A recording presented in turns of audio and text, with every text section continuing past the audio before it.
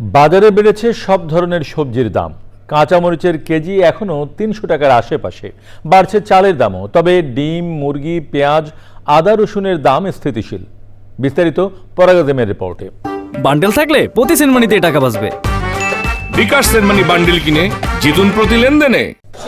দেশের কিছু এলাকায় আকস্মিক বন্যার কারণে শাকসবজির ক্ষতি হয়, এর প্রভাব পড়েছে কাঁচা বাজারে।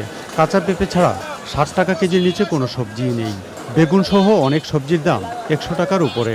আনসিজনে কিছু সবজি আছে, সিম, ফুলকপি, এগুলোর দাম একটু বেশি। ঝিঙ্গা, চিচিঙ্গা আপনার ৬০ টাকা, ৮০ টাকা। পেঁপে আছে ৪০ টাকা, ৩০ টাকা। কচুরমুখী ৬০ টাকা। সবজিগুলোর দাম একটু অতিরিক্ত বেশি। এছাড়া আলু, পেঁয়াজ এগুলো মোটামুটি দ্রব্যমূল্য যা আছে এটা সহনীয় আর কি। কাঁচামরিচের দাম ২৮০ থেকে ৩২০ টাকা কেজি। আমদানি সব এলচি মরিচ ইন্ডিয়ান তেন আসতেছে। ইন্ডিয়া থেকে দাম কি আরো বেশি? নাইলের দাম একটু বেশি হইতো, দেশি মরিচের তো নাইগা।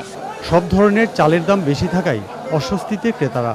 এজন্য কোম্পানিগুলোকে দায়ী করছেন চাল ব্যবসায়ীরা। মিনিকেট আপনার আমরা ৭২ টাকা থেকে ৮৫ পর্যন্ত আছে।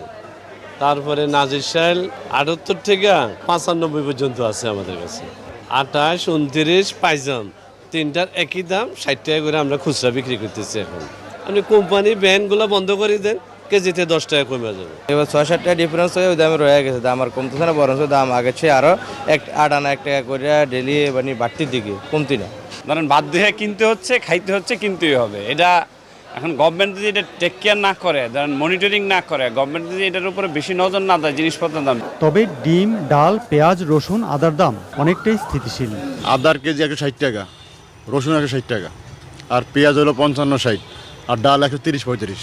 বাজারে ব্রয়লার মুরগি ১৭০ থেকে ১৮০ টাকা কেজি। সোনালী মুরগির কেজি ৩০০ টাকা। পরাগ আজিম, চ্যানেল আই, ঢাকা।